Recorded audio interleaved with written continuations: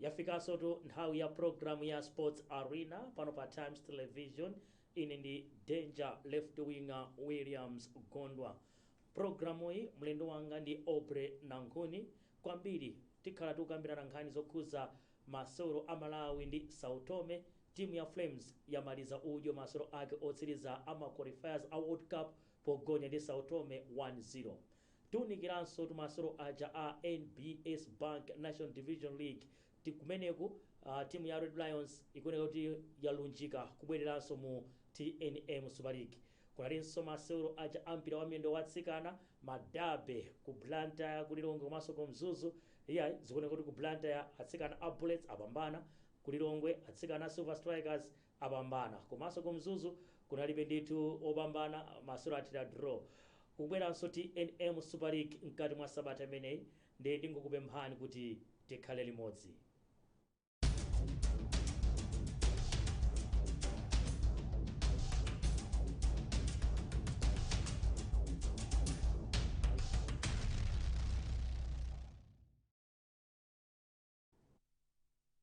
Kambira kuyamba program ine kuti andijoyi na Obre Nankuni timangotilinika penaso Mourinho penaso cheya koma kwambiri timakudziwani ngati mtsogoleri wa aphunzitsi amasewero ampira wa miyendo mdziko muno. Mwina 30 seconds association ili bwanji? Association ikuyenda bwino ya aphunzitsi. Yes, tifana nona pakatipa mwapereka malaisensi. Nditu famu ikukonza maphunziro abwino. Yes. Kuti makocha athu azipita ku school azikapanga mabira nsesi. Okay. Munda undu waukulu. Yes. Komanso tinene chilungamo kuti demand Joseph Kamuno kungotenga CAF B ali kuti apita kale kuche ku Zimbabwe. Pang'ono ndi pang'ono pofunika kuti tikaphunzitsa makochiwa ndiye kuti azipezano ntchito kunja uko. Koma association ikuyenda bwino paja tili kunja kaye malinga ndi mmene bungwe la famu linanenera, koma kuli ndondomeko zina. Ndi mumayenda bwanji pamenepa? Tikukankha. Chimene tapempha ndi choti tikumanino ndi a president a famu kuti atiuze kuti tizigwira bwanji ntchito. Koma ifeyo pang'ono ndi pang'ono Mulungu akusogolera association ikuyenda bwino. Tidayamba ulendo wa 2026 FIFA World Cup qualifiers. Exactly. Tidayamba na Patrick Mabedi ngati mphunzitsi. Kuli muna ninawo nthawi imeneyi.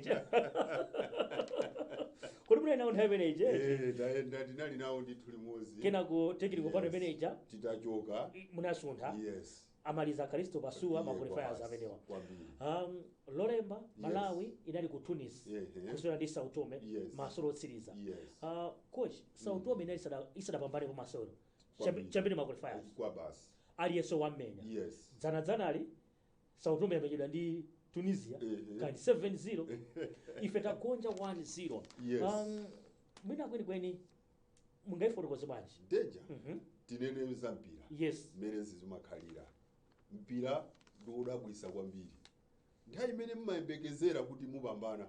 mumapezeka kuti zinthu sizinaende bwino. Koma pa gemu iyi imene Malawi yasewera lero ikuonesa kuti gemu iyi tili ndi mafunso ambiri koma mayankho mwina sititha kuwapeza. Chifukwa ndi mmene gemu ija inalili. Komanso ndi mmene timu yathu ya Malawi timayiziwira ndi ma players athu mmene amamenyera lero kuoneka kuti sanamenye bwino. Ndiye tikayang'ana gemu ija mwina ine ndikhoza kunena kuti ndili magawo atatu. Apapa tifuna tipange analyze. Choyambirira coach Kalisto Pasua anayankhula ndipo tinaona ino a news iso munalemba. Anauzira ma players yake kuti gemu iyi tisaderere. Anapereka warning. Gemu iyi tisaderere. And it's a must win game kuti ifeyo timalize mwina pa namba 2. Kapena tizidikirira kwinako. Komanso ifeyo tikawina gemu iyi ndio tizitipasisa kuti mu tournament mupikisano umene huu tamaliza ndi kuwina. Number 1 coach. Number 2 tiye nditibwere ku game. Ine ndikuona kuti game iyi mmene ndaonera fampira utaone. Ukuoneka kuti fielding imene so makochi anapanga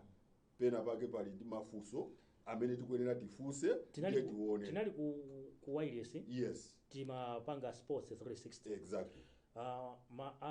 Alendo amene ndinali nawo amagamba kuti fielding ya ma players pakati was questionable. For the Sabaneka tinawesa yankho single yes ndi njaliwa onse wakuti ama maka mpira kumati tinalibe ma player kuti no azipita patsogolo chabwino ndimangano ndi otani okay line up ndimene time pa line up ndimene okay mwayiona koji line up George Chikoka pagolo amatikhalira pagolo nthawi zonse then McDonald Lamek amayamba number 2 Charles Petro pakati amayamba pakati yes Dennis Chembezi pakati Alon Banega midfield mwayiona Njaliwa Lloyd midfield Richard Mbulu striker Chawananga Kaonga amamenyesa ngati winger amamenya ku left Ali Kilungu defender number 3 Babatunda Adepoju striker Yanko Singo yes iyi ndimene nayamba timu now tikayang'ana mmene anayiyambisira timu ndikutheka kuti ifa mpira wapano tikamakhala ifeyo ngati makochi timayambanso kuyang'ana kuti strength kapena mphamvu za timu inayi ili pati ndiye mwina chimene anayika apapa anafuna kuti tatseke kaye asautome mwina anaonera pa game yawo imene amamenya ndi Tunisia fine komano ndimafuna ndinene chonchi mwina tisanapite kumbuyo kwa line up ndimanena kuti ineyo ndikuona magawo atatu chabwino gawo loyamba ndanena kuti coach anaperekera warning kwa maplayers kuti game iyi tisaderere number 1 number 2 makochi omwewo fielding ya timu yawo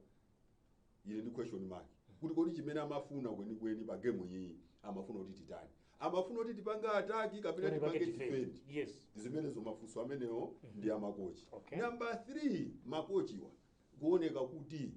ndisanafike ku number 3 ku makochi ndibwere ku maplayers kukuoneka kuti maplayers lerolo kuyambira first half akuoneka kuti maplayers achakuoneka kuti anali ndi nkhani imaoneka pa field play ya mpira lerolo mene amamenya mwina sitikuziwa kuti kweni ndi chani mamenyedwe awo ampira amaonesa kuti simmene frame zitimaizo kuti imahalasa and frames imapita kutsogolo tisiye kaye pamenepo tibwere ku number 3 kuti mukamamenya mpira uja inu anthu a technical mumayenaso muzipanga muziona mpira ukuyenda bwanji kodi tikuyenera kulowesa motani kodi uyu nduyo akuyenera kutani pamene ine ndapaona pang'ono ndiponena kuti makochi azipasa pressure okha komanso apereka pressure kwa Babatunde uyamwitana kumeneyo exactly chifukwa Babatunde ndi player wabwino tonse tikuziwa koma sanamenye ku national team ndikoyamba kubwera national team now ma players amene akhala kumenya pakati apo kuchoka kokha kwa Gaba ifo amamenya ndi Richard Mbulu ndiye pamene pabwera Maere tamuyesa lero Maere akanampasa game choti ayambe ndi Mbulu chifukwa choti Gaba palibe so Babatunde sakanayamba first choice akanena okhala kale panja kuti ayionere game iyi tifuna kuti kambe za mpira wa lero mmene tauonera amanena kuti ife timakhala Monday coaches chifukwa choti timakamba zinthu zachitika Monday coaches koma kukamba zoona Maere anayenera kuyamba ndi Richard Mbulu ndicho linga chokuti Babatunde timulowese ngati substitute kuti ayambe nokufira jezi ya Malawi chifukwa pamene paje was under pressure kuti atera aliyense amayang'ana Babatunde exactly so pamene paje pamene tikunena nokuti timaumenya mpira muzigawo zitatu ndiye anzathu a technical mmene anaonera fielding yawo ndi mmene anaonera ma substitution yawo pakuoneka kuti zinthu sizinayende pomaliza mmene taonera game ija tisaname panopo sautomeji 1 tapanga substitution tatusa defender talowesa defender zimene tikuika ma question mark kuti chimene timafuna ndi chani chifukwa ngati tinatusa defender mwina tikanaika striker timayenera tipanga attack ndiwanga ndikuna mentality ya technical pano yake inaliyo kupanga defender kuti akapeze point ama iwo panga fa ili ndiwo mtina inya 3-1 Malawi itata chinyama timu akuluakulu and Malawi mmene mamenyera mpira sisa utome ndi timu yoti tingayiope Linika unaona game ya Liberia kwambiri tinkatsalira 1-0 exactly unaona fighting determination mmene ndalipo ya Nyamata second half lero kunalibe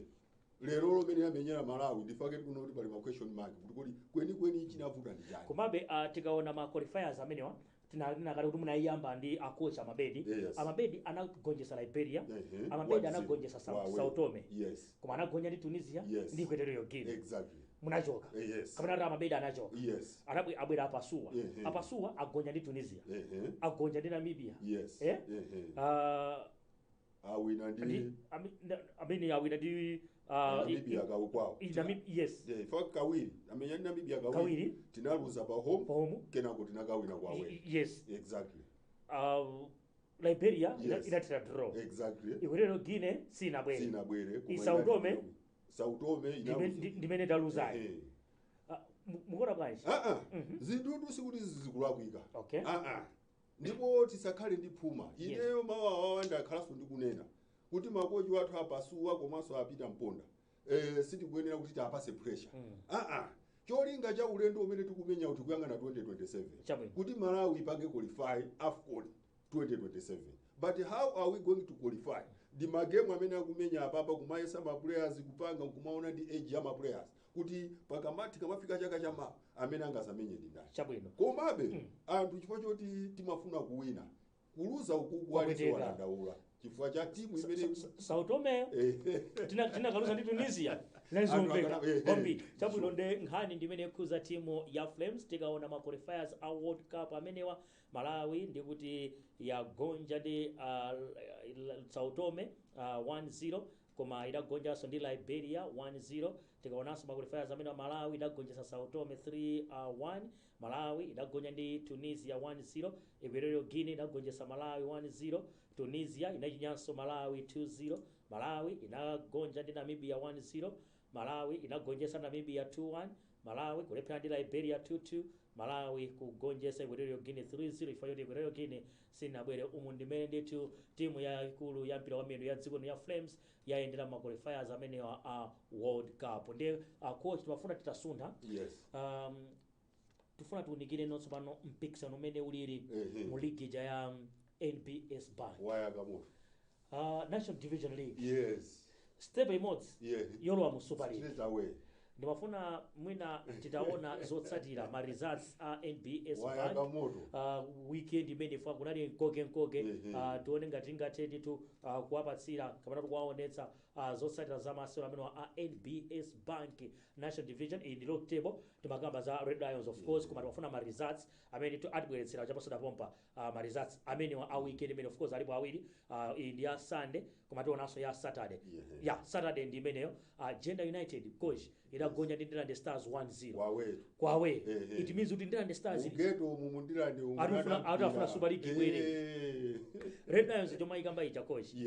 inagonjesa Mchinjivira simasewe fomo yapambana na Mitete Zita Bangwe Stars yalephera ndi Paka ndete bwana mali za Sunday acha kuti nongoti zinaenda bwanji Sunday ndi limeneli Chintheje United 1 Chirumba Barracks 1 Taja United 0 Mitundu Baptist 0 ndi mafuna musanabwere tione so league table kuti mukamapanga analyze top 3 yathu limeneli coach ligi ikuti lero Red Lions wa mu Super League Baga City wa mu Super League Mitundu Baptist wa mchani anadusgawo zonse athu mukayangana muno tiledzi lya kumwe koma mbuzi wa coach taona nimene ili log table iya yaka muyangane pamene pali pa number 1 mpaka pa number 7 tichoke amene ndiponso mufike pa number 8 atakulowa mu Super League atakulowa mu Super League apa muyangane chifukwa cha ma games played amene amenyedwa so we are talking of number 8 amene ali 18 points apa atakudusa iya yaka danger koma izi tiyamikira afamu chifukwa apapa mukayiona Baga City inali ku Super League itu musayiwale yangochoka yabwera kwamenya ku National League pano izi zimene zimapangisa kuti matimu amene azikalowa ku Super League azikhala kuti ali bwino ali ndi mphamvu amene nosamakhala okayikisa iya now league iyi ngati kuli league imene yayaka moto ndende imene siyamaseko Red Lions mukuiona bwanji Red Lions yakupita pati ndifuna ndayamikire kwambiri azathu asilikali MTF inavomereza kodi chimene chimavuta mmoyo ndi kuvomereza imene ulili pa nthawi kuti tili league yaimono iwo anali mu Super League anachoka kubwera kuti ndikuangomvomera kuti tabwera kuchani kuti division ku league yaimono tipange chani tiye tikonzeke andi kumene kujani kuyamikiranso kwambiri Captain John Kaputa anathandiza kwambiri kupanga izi ndizi zofunikira nawo lero Red Lions kubwerera na chosangalatsa kwambiri Red Lions ndi akuzomba kumene kuja ku stadium uzikafunga pamene paja pa home Reds yakali sinali amasewera yachina Franco Ndawo umati mukapita kuti mukamenyera pere paja ali kichiro ari kungofika muzomba muja katension ndiri mu territorial yaje ola bulesi mati kamanyamuka china kili bati chiwaja amaziwa kuti tikamapita kuzomba ukuku pa community ukayaka so mpira pamene wafika apa wafika pokoma kwambiri koma chimene chandisangalasa a coach a Odro Makonyo ndi amene ali ku Baptist Middle Baptist ndiye kochi ndipo zimenezo zimene ife timasangalala tikamaona kuti makochi amene tinali nawo ku executive akukagwira ntchito kuzisisa kukagwira ntchito ngati ukuku ndiye mpira timanena kuti kocha samangokhala maledzi ndi amene wawo and uniform yawo kuyambira kale ndi imene adi mikango yofira ya kuzomba ndikona ma veteran nditu alipo nditu achina bokosi awo ndikuona akuna bwereso Super League koma izi zimene zipangise kuti ineyo ndikumafuna kuti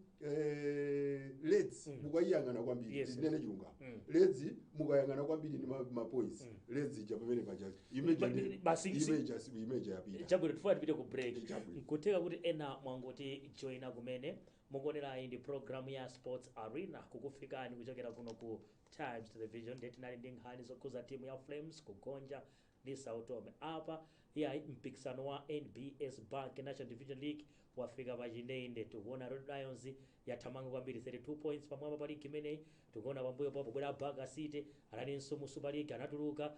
ndiye tione kuti weekend imeneyi ziyenda motani ndiye tipite ku break tebwerako tipitirize ndi nkhani yokhuza masolo ampira wa miyendo watsikana inu khalani bedi pomwepo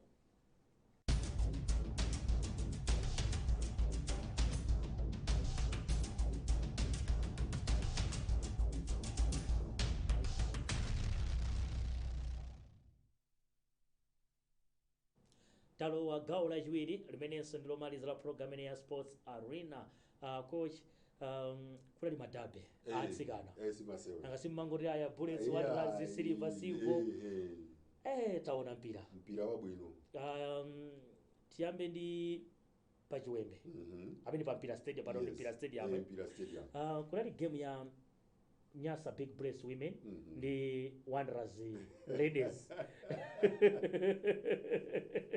unachema ndiye kuti longo kunali wa Silver ndi Silver koma titabwera pa game ya Bullets ndi Wanderers zotsatira zimenezo za week 7 taona topic makamba za madabe akuti topic ndi yakumzuzu MK so ndi yakuchaniso jabe imene inatira 1-1 pa Mpira Stadium kuti makamba paja Wanderers Queens ndi Bullets Women inawina 1-0 Bullets Ngasi musayiwale kuti wazi bambo noma inachinya Bullets ndi azimayi abwezera de utaona anagolesa chigoli cha free chabwino kwambiri amsikana akumucha kuti Yanakis taonanso Silver Strikers Ladies ikugonjesa Silver 2-1 ndemwe tangoona log table no kuti nono mpikisano wa azimayi umenewo kuti no ukuyenda bwanji kumasolo ampira wa miyendo watsikana fa ya Silver Strikers 100% record kwambiri tati tidapita pa game imene ya Silver Strikers ndi Silver chimene chikuchitika yapambana Silver Strikers Ladies yapambana koma panopa ali ndi 18 points danger tinene chilungamo masewero ampira m'malaimo akuyenda bwino chinthu chimene chikupangisa kuti masewero ayende bwino sponsorship mukayangana kwambiri sponsorship asikana ali ndi sponsor panopo asikana ndipo national team yathu uno kusogolo kuno kapena panopo tikhalano pabwino pamene tiposachina Zambia muyangana 21 points exactly panopo lavu mufazili izebo kumapita kumakaonera ma games awo this is a national league wayona Silver Strikers Ladies pamene ili 100% record winning 7 games 21 points sina gonji sina bange draw and Asset Academy ikubwera pambuyo pakona gabuyo ya Italy 4 points and ukozayangana pa number 3 pamene pala Bullets way patali patali apapa yakamoto Silver kodi komano chimene chikutisangalasa danger ndichonena kuti zikhala zosavuta chifukwa atsikana athu panopo apasidwa zochita zikunalibe amasowa ano matimu amangomenya ochepa unakamba za love mofazili exactly headache yes panopo yes as a national coach azithano kumaona kuti ndikaonere kuti Bullets ikumenya bwanji ndi Wanderers kapena Silver topic chani mene anthu ali ya so he will be able kumakasankha ma players tikhala ndi ma players ambiri ku women's football zinthu zimene zitakhala zosangalatsa kwambiri kati mwa wiki imene on Wednesday kuli ma games wayaka sitsikula kubala wellness ndi topic apwetekana ukho kose wanda kumpoto amene ulipo ndiye tikuona so MK Academy imaite Wanderers kids not Wanderers ikumenya bako ikuyenda Wanderers ikuyenda ikuyenda Wanderers ikuyenda exactly utokona so kugoma ntopa ndi Sivo ndi Sivo ikubwera yes Bullets ili pakomo ndi Silver Strike ulipo koma mpira umene ine ndikakhala kumene Moyale Sisters ndi Asset Academy umene wonso simasewe ndi mpira kuti no tiyamikire kuti no women's football ikuli basa entertainment yes kwambiri komanso mukayang'ana mene apangira football association mene akuyendesera mipira yawo ikuoneka kuti mipira ikuyenda bwino kwambiri ku women's bwinobwino national league kwa national league tinkafuna zimene zozo ndiye tikanena kuti mpira wathu tikuyang'ana pasogolo ine ndikukhulupirira kuti pungwe okoza kumachitika panopo komano tikamabwera zaka ziwiri kumalowera kusogolo tikhala ndithu pa mapu kwa atsikana ngakhalenso ku mpira wa Zimbabwe for the foundation yayikidwa yamphamvu kwa squad ya Scorchers sidatuluka komanso noti ndi ambiri pamene papa wafazili amazungulira mutu utasankha ndani yaya akamoto kaya ma players alipo ambiri ndi ukayang'ana amene ali ma professional athu panopo mene ayakira ulendo uno watenga top goal scorer akusogola nawo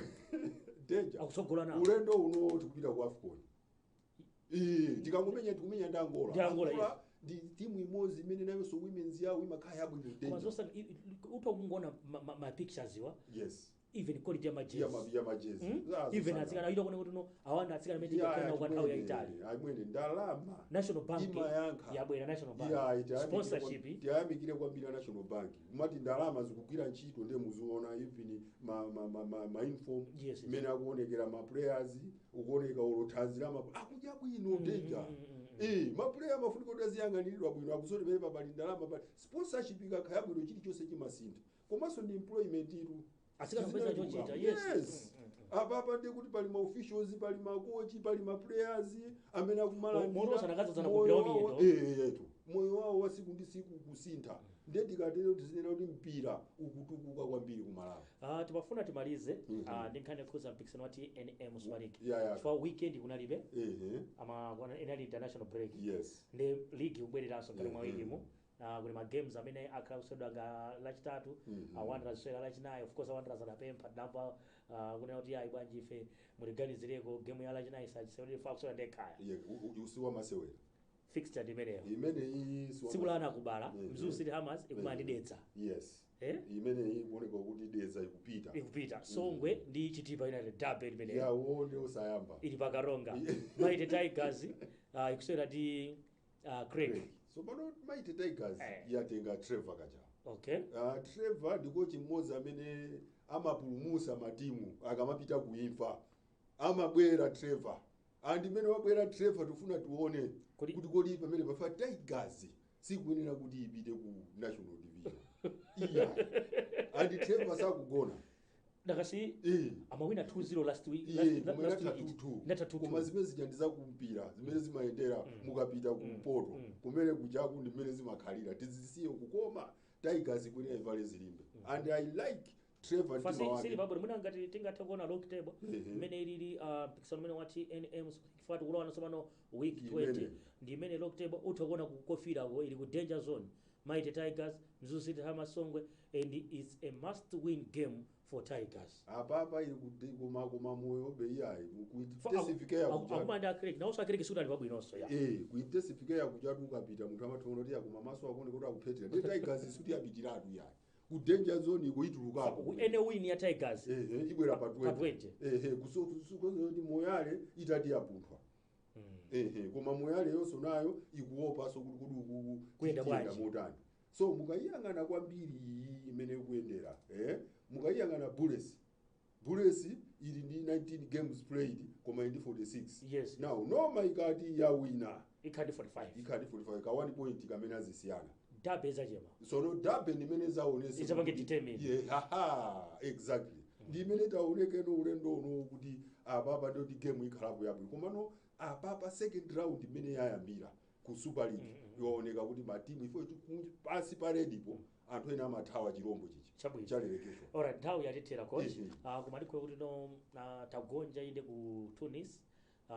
Malawi. Yes. Tiyambe no kukonzekerano match uno ma qualifiers a Africa Cup of Nations. Ndipo tisakayike. Panopo makochi Kalisto Pasua apita akakhale women's football ipite ku AFCON. Iya ipite. Flames ipite ku AFCON. Chifukwa chikufunika choyambirira ndichonena kuti pakali pano game imene Malawi ikumenya ya women's ya Angola famu TSS tipange china chilichonse chotheka kuti Malawi tichinyangola. Chifukwa ndi mwayi wathu umene tikangopita ku AFCON tiyambano kusintha pala. Kubweraso kafu Silver Strikers ndi Young Africans. Tukuvora Young Africans abwereza Patrick Mabedi. Zikumveka choncho kuti Mabedi apita kumeneko kumafuna so aziti tiraso khoto kuno. Coach tathokoza. Zikumwambiri. Tikatere tamaliza program ya Sports Arena pano pa Times Television lero 9 Obre Nankoni ndi wapa mpando wa bungwe la aphunzitsi amasolo ampira wa miyendo mdziko muno. Komanso aladinso team manager wa team ya Flames zaka zambuyomu wakhalanso ndithu ku ma technical panel ampira wa miyendo osiyanasiyana mdziko muno. Ndikufunanso koposaposa ndithokoze Kondwani amene adali pamakina kukongolera zonse kuti ife tioneke mene tikuonekeramo. Ine ndi Williams Gondwa tikumanenso ma program ena otsatira pompano pa kanema wanu wa Times. Pitirizani kuonera kanema wa Times mwakoma nonse.